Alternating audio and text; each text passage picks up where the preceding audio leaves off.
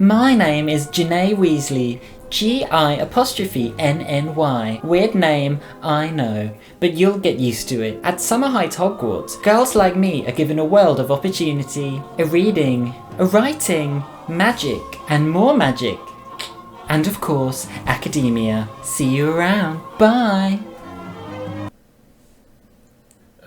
Sorry about that. The console version of Chamber of Secrets is one that I haven't played since I was like really young, which can't quite be said about all these other old kids games I keep playing for some reason. Feel free to subscribe if you too can't get enough of that nostalgia we all crave. Mandatory plug for my Patreon and Discord channel, and I also stream here and on Twitch simultaneously about once a week, so keep an eye out for that. And where am I going to find one of those at this time of night? A good question. But I think Ginny's already wasted enough of our time, so let's get to it and check out the console version of Chamber of Secrets. Ooh. Harry Potter and the Chamber of Secrets was developed by Eurocom and published by EA Games in 2002 on the PS2, Xbox, and GameCube. As far as I'm aware, the three versions are very, very similar, with a few differences to do with item placement, gameplay restrictions, and extra interactive content. And for this video, I played the PS2 version, as that's the one I had when I was younger. Do comment below any differences you know about. The game begins rather differently from the PC version, where this time Harry's journey begins at the Burrow, something that I do wish the PC version had, although I'm going to try my best not to compare them too much, I swear. Ron has just rescued Harry from the Dursleys. Not that you'd necessarily know, as Dobby doesn't appear once in this game. Kind of weird, seeing as they wouldn't stop using him in all the promo pictures for the film. And Molly sends them out into the garden for a spot of de-gnoming. It's here Harry learns the basic controls of the game. Harry can be moved around by moving the left stick, and he controls fine for the most part. He can jump with the press of a button and climb up low obstacles by walking into them, the usual stuff. The camera is a bit weird. Instead of the usual being able to move your camera around Harry using the right stick, pushing the stick instead moves the camera from the perspective of the screen, so pushing up just moves the camera up, for example. The camera can be recentered behind Harry using one of the shoulder buttons, which is fine, but it would be nice if the camera just followed behind Harry a bit better in the first place. Harry thankfully already knows Flipendo, but excuse me, no offense, what is that symbol? This is Flipendo. The spell can be cast simply by pressing the appropriate button, and if there are any interactable objects nearby, it will automatically fire towards that item. That was truly smashing, Harry! Hilarious. Harry can also lock on to nearby enemies or objects to fire directly, although with moving enemies such as these gnomes, it can still be a bit of a struggle. Is there skill to this? Because if there is, I don't have it. Having knocked the gnomes out of the rafters, it's into the garden with Harry and the ginger trio, and after a brief encounter with a malfunctioning washing machine, it's time for the Gnome Olympics. It's a fun little mini-game where gnomes are knocked out with Flipendo, swung around and around, and then thrown into the neighbour's fields. Sorry mate, they're your problem now. If you manage to throw them far enough, oh, absolute fail. Fred or George, I don't know which one is which, gifts you with a famous witch or wizard card, of which there are 101 to collect. Let me say now that no, I did not bother collecting all 101 because I did not have the energy, my god. They can be collected throughout the game from opening various chests and completing minigames. For now, the day is coming to its end, and it's time to end the day, which you can do from the main menu. It's a kinda cool feature. I like that it means you're not pressured into rushing through trying to find everything immediately, and gives you that flexibility to be like, actually, I've had enough trying to find every bloody wizard card right now. Next up, Harry accidentally finds himself transported by Floo powder right into Nocturne Alley.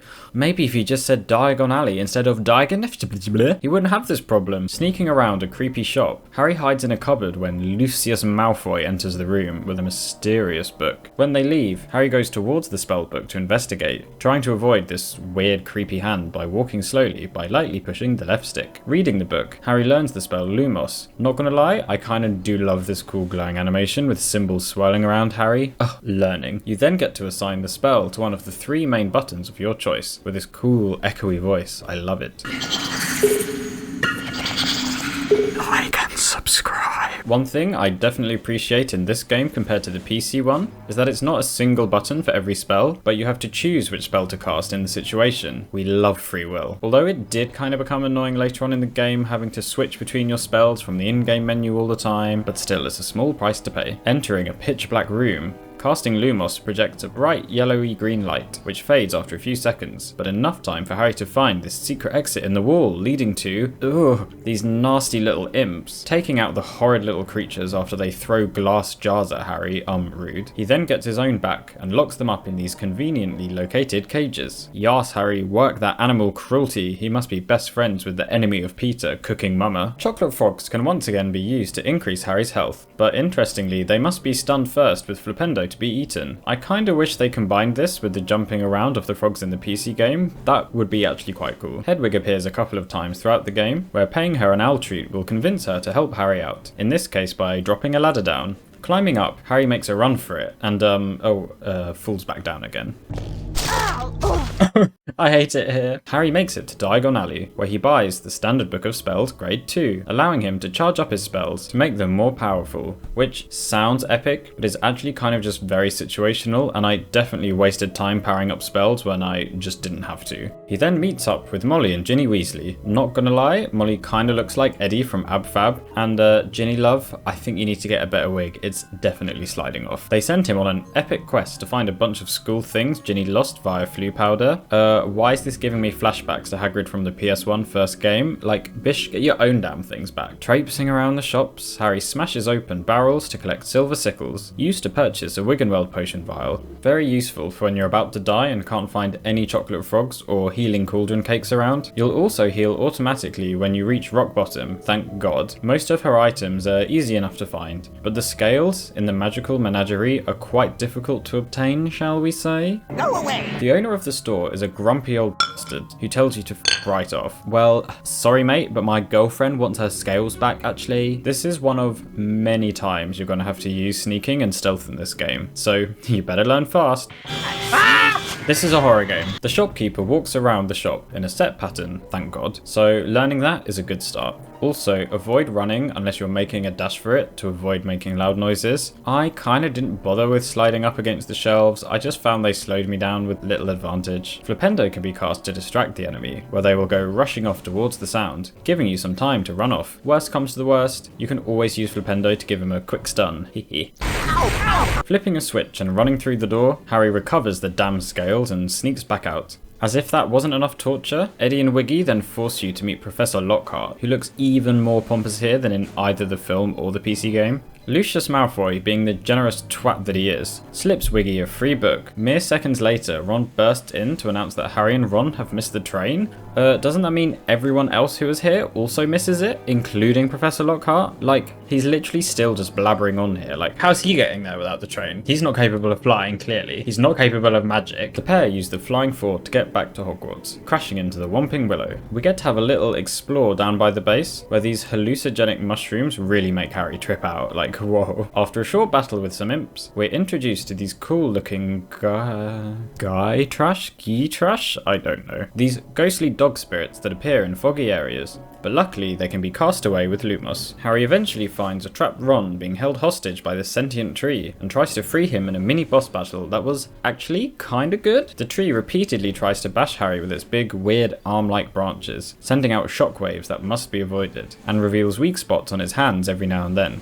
Hitting them sends the tree wild, swinging Ron all about the place, exposing a glowing orange eye. That's not creepy at all. The eye must be hit repeatedly to drain the tree's life force, until it's finally had enough and relinquishes Ron, sneaking back into the grounds while chatting absolute shit about Snape. Everyone hates him. That's so mean, but true. Oh, making our way over, I have to say, I was gobsmacked at how good Hogwarts looks. Like, wow, this is beautiful. I also took this opportunity to have a good look around the inside of Hogwarts at night, and I was pretty much just as impressed. Some gorgeous architecture. I also love these wonderfully nostalgic paintings all over the walls of the grand staircase. Beautiful. Look at her. She knows what she's doing. Exploring around now is okay, but we barely know any magic yet, so we're definitely going to have to come back later. Reaching the portrait of the fat lady, Harry learns the password, which he just can't help but say with a flourish. Wattlebird. Wattlebird. Inside the common room is pretty nice. Why am I shocked at how good this looks? We also learn that Fred and George have set up a shop, which they've conveniently located in the bathroom just through the reading room, that Percy's decided to reserve for just himself. I know he's a prefect, but like, geez, does he need that much power? Getting through the reading room provides a nice little practice mode for sneaking, as there are no real consequences for disturbing him, thank God. Ah!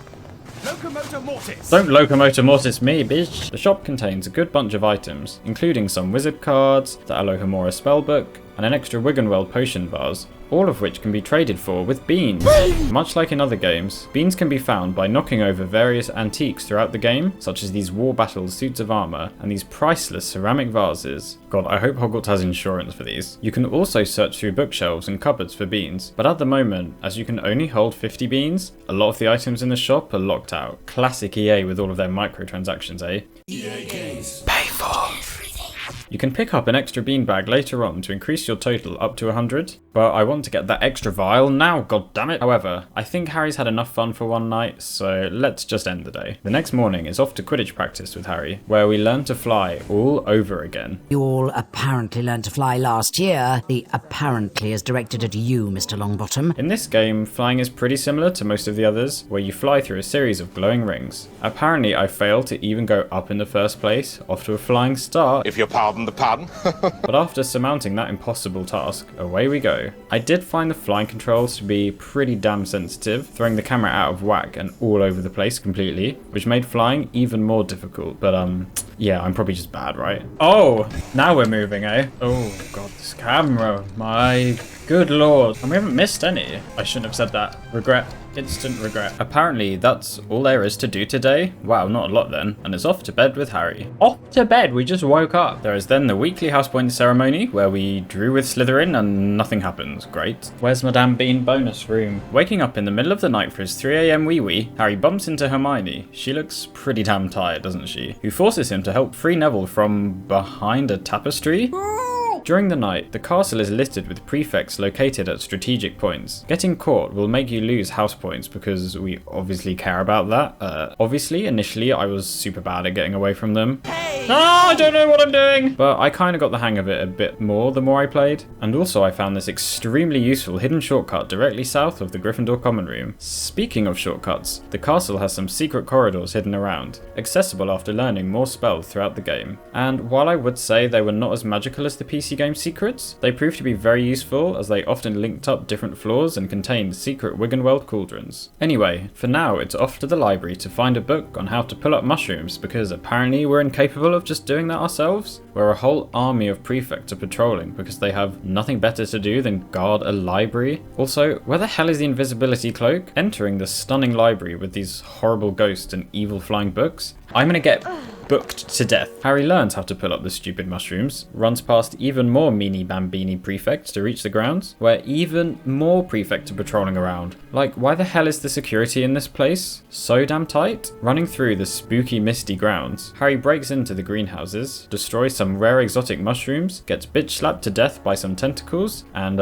reads a book. Jesus, the camera in here was pretty bad, a deadly combination when combined with how bad I am. Sneaking back into the castle, Harry already bumps into the petrified nearly headless Nick and gets taken to Dumbledore's office. Wait, why is this happening so early? God, Dumbledore looks freaky. Also, the plot doesn't really make sense here. Dumbledore asks Harry if he wants to tell him anything, but at this point, Harry's only just started hearing voices like 2 seconds ago, so of course he has nothing to say yet. Finally freeing Neville, we find out that he actually had a whole room behind him. Why the hell was he panicking and choking to death on a tapestry? Excuse me, he acted as if he was like struggling to breathe. Hermione is exhausted despite not doing anything and couldn't give a single shit about Nicky Boy being petrified, so Harry moves on and ends the day. For most of the game from now on, the same pattern is repeated. A spell lesson, a Quidditch match, and a nighttime sneaking section. First off, Harry heads to Defense Against the Dark Arts, where they've clearly tried mashing together normal lessons with Dueling Club, as Snape is also there, and Harry learns Expelliarmus. Except, instead of learning the spell in the lesson and then doing the challenge, instead you do a large section of the challenge, learn the spell, and then do a little bit more, which I kinda like. First off, we have to avoid these deadly spiky balls, which I stupidly tried attacking using Charged Flipendo, as they're pretty beefy iron spheres, but apparently that was dumb, and they only needed a normal Flipendo. Okay, whatever, moving on. We enter a room with these giant flaming pits and imps, so naturally I assumed throwing them to their death was the way to go, but no. Apparently locking them in cages is the correct way to commit animal abuse in this school. These giant metal balls instead go into the pits. Fair enough, I guess. And our reward for playing the game properly is facing this medieval torture device, and there's a massive hell dungeon complete with fire-breathing iron dragon things. Also, why is this all in a lesson in a school? Offset inspections failed, that's all I'm saying. Finally, we reach the room with the spellbook, where obviously I killed Harry instantly. Harry, it's not worth killing yourself for that book. Learning Expelliarmus. He's so happy he's learning. The giant gargoyle comes to life and we have a little tennis match on our hands.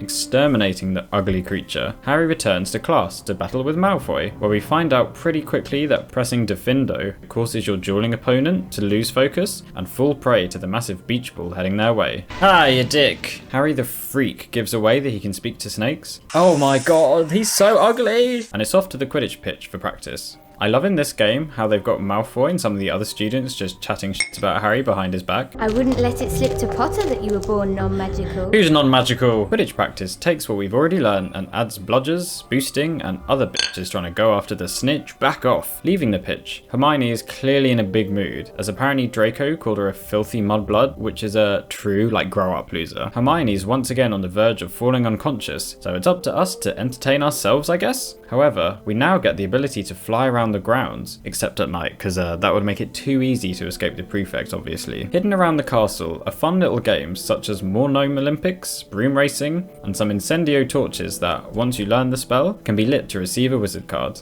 I actually completely forgot about getting to fly around the castle, and it was super cool getting to have a good look around. They really did be saying open world, didn't they? And the fact they actually modelled the whole castle for the PS2 is pretty damn impressive. I'm not gonna lie, I'm kind of loving the graphics, or at least some of the graphics. The character models are, I mean, they're really creepy, but they're definitely a step up in terms of detail compared to the PC version. The interior of Hogwarts is actually gorgeous. The level of detail is really kind of outstanding. They really nailed the brief of old ornate castle here, with a lot of textures and designs reminding me very strongly of old medieval churches. Some of the lighting is gorgeous, really complementing the reds and browns of the wood and stone walls. The outside of the castle at night is stunning, my jaw hit the floor when I first saw it. And all this on a PS2, which unfortunately can't be said for all of the game. The outside of Hogwarts during the day can look a bit or at least the closer up you get, obviously the less detailed it's going to be, as it's a damn big castle and your time up close to the outside is not going to be that long in comparison.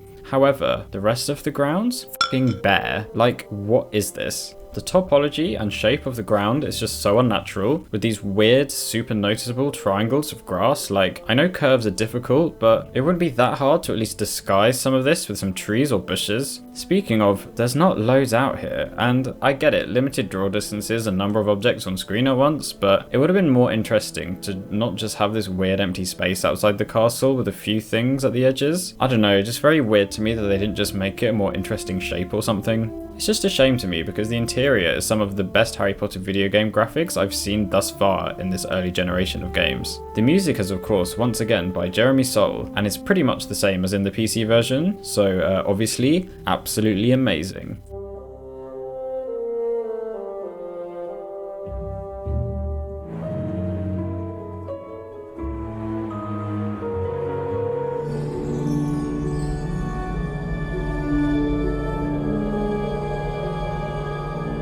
The voice acting is again mostly by the same people. Famous Harry Potter. Leave him alone. Let him finish the line, Ginny. There are actually some kind of funny moments in this game, some of them intentional, and some of them probably not so much. Harry! Dad tried charming it.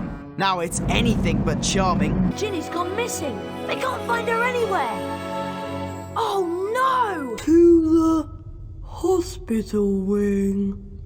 Yes, that's it. This feels like some weird, deadpan comedy. Anyway, ending the day, we, flat out lose the weekly house point ceremony this time. Lol, how embarrassing. During the night, Hermione demands Harry returns to the library to search for a dumb book, where we come across even more prefects. Honestly, this is terrifying. Is this Metal Gear Solid or is this Harry Potter? Climbing up this giant library tower, which I have to say looks pretty good, Harry has to slide along these super narrow ledges to avoid flying books and gets Hedwig to drop down a ladder. Babe, you couldn't have just got me the book instead? Like, it's right there. Some light platforming later, and Harry absorbs the entire history of Hogwarts. I'm not reading that. Trying to get back to Hermione, Harry faces a giant sentient bookshelf that's come straight out of Beauty and the Beast. And this section is just horrible, with some unnecessary platforming combined with flying books and these ghosts that can be avoided by casting Lumos, but you have to cast it at quite a specific time, and I was obviously completely incapable. For what? A book? Amazon babe. Harry learns Scourge, which has this kind of funny bubbly soap dish effect. Blah, blah, blah, blah, blah, blah, blah, blah. The level still bloody goes on, and we come across Draco, Crabbe and Goyle, and of course we have to battle them one after each other. We finally unlock the main door, which eventually leads us back through to the main castle, but Jesus, all that just to learn that Dumbledore has a kinky sex chamber underneath the castle? Like, babe, we could have guessed. The next morning, heading off to Transfiguration class, Malfoy lovingly asks how Harry's night with him last night was. Anything interesting happened last night? All cheeky. And Harry learns how to change these glowing blue rocks into these freaky looking eagle vulture things. Birdie! Which leads to a couple of cool puzzly parts, where the birds can fly onto buttons or between 2 points, blocking and unblocking certain paths. Neat stuff. Plus, it looks kinda spooky. Ooh. For some reason, we have to battle another giant gargoyle. McGonagall showers us with house points, and Ron drags us off to play Quidditch against Hufflepuff. Easy stuff. Ron immediately heads off to bed despite it being 1 PM and blazing sun. Oh my god, they're all tired all the time. I mean, I know that's actually realistic, but that night, Ron sends Harry off to meet Hermione in the girls' bathroom, where she has apparently been brewing the Polyjuice potion without telling anyone, and gives it to Harry to drink. Okay, I'll just take this random drug then, I guess. Oh, he's ugly! Honestly, this game loves to just drop information about the plot at you, rather than actually tell it through story, but whatever. Harry transforms into Goyle. Ugliness is a disease, get well soon, Harry. And I guess it's off to interrogate Draco now then? The best part is, getting caught by the prefect actually loses Slytherin house points. Like, the fact that they actually put that in the game is so funny. Not gonna lie, but the Slytherin common room looks pretty awful. Like, imagine spending your time here between lessons. No thank you. Obvs Draco doesn't know anything, because we all know Harry is the heir of Slytherin already, but apparently his robes also change colour, which, no offense, doesn't make sense. I mean, unless they're magic robes. Ooh. Then where's the invisibility cloak? And sneaks off back to the bathroom to tell Ron and Hermione the bloody obvious. It's off to Charms class with Harry, where we are put through probably the most annoying section of the game. Entering a fire-filled hellhole, we have to battle against a giant gargoyle already, and making our way through a vaguely Aztec-y, New World, Sun, Fire themed chamber, we have to take on another 2 gargoyles before we get to learn Incendio. Is this a joke? Is this a joke? You then have to light these 4 lights to unlock this gate, but the fires get smaller and disappear over such a short amount of time. They really don't give you enough time at all. Like, you have to hold Incendio down for a longer amount of time so that the lights stay lit for longer, but if you take too long, then other ones you've already lit will go out. Plus it's quite easy to hold it in for too long, resulting in Harry wasting time after his spell burnt out. It's basically just a horrible catch-22 with an extremely slim window of opportunity to complete. Eventually, having done that, we then go back to the main chamber, where you have to both Incendio and Flipendo these iron bore things to raise up the platforms to escape. I naturally assumed that holding Incendio would keep the fires lit for longer, seeing as, you know, that's how it worked literally in the last room. And then after about 10 minutes, I found out, no, you don't have to waste time holding it in. What? I'm so annoyed. Why does charging spells in this game make no sense? Now I finally figured out that bullshit. We finally escape, and Ron drags us immediately to Quidditch against Ravenclaw. Ron, please, can I just have 5 minutes to recover? Embarrassingly, I actually lost the Quidditch match. Still, I guess it'll teach Harry that being rich and famous doesn't solve everything. Pathetic, idiot child. Ending the day, we obviously lose the house point ceremony again, and Ron wakes Harry up to look at this random scummy book he found. What do you think of this? I don't think. Belonging to T.M. Riddle, Harry hallucinates a conversation between Hagrid and Tom, where everything important obviously happens off screen screen. Thanks for that, game. And Harry runs off to accuse Hagrid of opening the chamber, but not before he finds Lucius firing Dumbledore and sending Hagrid to Azkaban. Hagrid, not so subtly, drops Harry the key to the forest. Thank you. Entering the Forbidden Forest, Harry battles jumping glowing spiders that actually pose a good challenge, and these horrible spitting spiders that can do one. Aragog advances the plot for a bit, and then Harry decides to exterminate the giant creature just because he's Harry Potter. The forest section is okay. It's a bit long and kind of drab, but it's a bit more challenging than most of the game has been thus far. Ripping off large sections of web, Harry and Aragog fall into a conveniently placed arena. How fortuitous. This battle was a kind of very annoying, mostly because of the camera. He has these powerful force attacks that extend quite far out, providing a nice challenge, and also runs at you extremely fast, exposing a weak spot on his chest every now and then. If you don't lock on, it's almost impossible to accurately aim at his exposed areas, but if you do lock on, it's also impossible to run away in time from his advancing attacks. Ron eventually bothers showing up. Literally, where were you for all of the forest section? And the next day, Harry wakes up, apparently late for the Quidditch match. Heading down, he bumps into Ron and Hermione, and has another weird, awkward cutscene conversation. Hermione realizes something super secret and dashes off to the library. I think I just understood something. What does she understand? We actually managed to win the match against Slimy Slytherin and win the whole Quidditch Cup. Wait, I thought Dumbledore's supposed to be fired at the moment? How is he here? That night, Ron and Harry shout the plot at each other. What? This is it. Oh no! Huh? This is the answer. Hi! Let's head to the bathroom. Open up. English? We already end up right by the final section of the chamber with nothing before it. Honestly, kind of a shame. Like, they didn't even put Lockhart in this section. However, it does look pretty damn good. Loving the snakeheads, and they've done a great job here of matching the look of the film. And the statue of Salazar Slytherin's head looks magnificently menacing. Harry does a great job of being an innocent fool, and Tom Riddle reveals that Ginny's been writing in that random book introduced to us a few scenes ago for months. Tom and Harry have a shouting match. You framed Hagrid! Yes, sir. And the basilisk reveals itself, looking pretty damn scary. Fawkes comes along to rip out the snake's paralyzing eyes and drops us the glimmery sword of Godric Gryffindor. It's now up to us to take on the snake. The snake slithers between the holes in the walls and spits out toxic green goop. When it rears up revealing the symbol on its neck, you can fire the sword energy. I love how they did this again like in the PC version. But it did take me a while to realise that you have to aim the energy stream towards the symbol to damage the basilisk. It doesn't just like automatically do it. Unlimited! Okay, that didn't take away anything I don't understand. The sword then disappears and teleports across the arena to try and force you to get near the snake, which is very dangerous, and apparently even touching it causes injury. Rocks and debris start falling from the ceiling, and unfortunately the camera angle is too crappy to ever be able to avoid being crushed. Eventually taking down the giant creature, the basilisk's tooth conveniently lands on the diary, causing Tom Riddle to explode with red light and pop out of existence. Oh, he's gone. Wiggy Weasley lies about not trying to sabotage the whole school just for a boy she likes, and the pair somehow escape the chamber. The next time Harry sees Ron and Hermione is apparently right before the House Cup ceremony, where we are obviously miles behind Slytherin. Luckily, the game lets you finish off odd errands around the school to earn a bumper crop of points. I'm gonna tell you now, I was not aiming for 100% in this game because I literally have a life. I swear.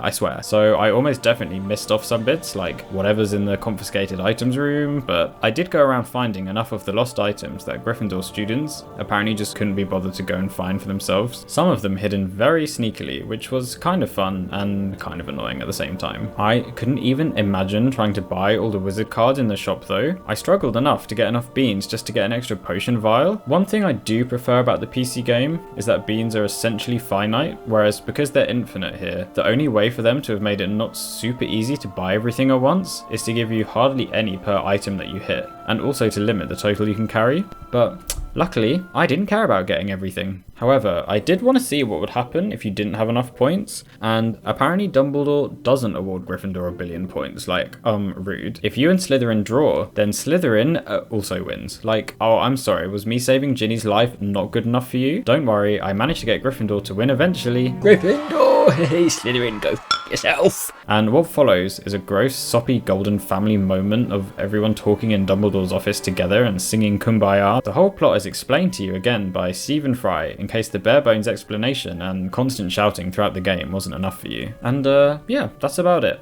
Not gonna lie, my opinion has not been changed about the PC one being the better game, and like, I'm sorry, but that's never gonna happen, but I think you all knew that anyway. However, I was pleasantly surprised at the good things this game did do. Not having the spell automatically be chosen for you, but having to actually decide what to cast was definitely a good inclusion, even if it was kind of annoying having to swap them out. Like, some kind of switching between them with the shoulder buttons would have been a much better solution in my opinion. Some of the graphics were actually, if you'll excuse the pun, spellbinding, especially the interior of Hogwarts, like absolutely gorgeous. If you played any of the early Harry Potter games, I'm sure you'll appreciate that the music is some of the best of its time and still holds up to this day. The level designs have some good bits at times and some less good bits at times, but generally pretty solid. The amount of sneaking was just insane, and I think the mechanic could definitely have been tightened up a bit. The plot is kind of all over the place, with some bits happening just the wrong time and some bits just completely rushed, but we do love a messy queen. But yeah, there's Chamber of Secrets PS2, a solid, if not perfect look into Harry's second year in Hogwarts,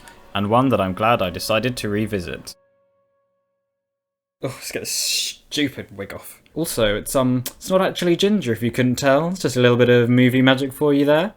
Give me a like and a subscribe if you had fun. I think we had a bit of fun, didn't we? Links to my Patreon, Discord, Twitch, and all my other social medias can be found in the description below. Check out some of my other reviews and videos if you haven't done so already. There might be something for you. And yeah, I'll catch you next time. Bye. Reading. Writing. Magic. Magic. And more magic.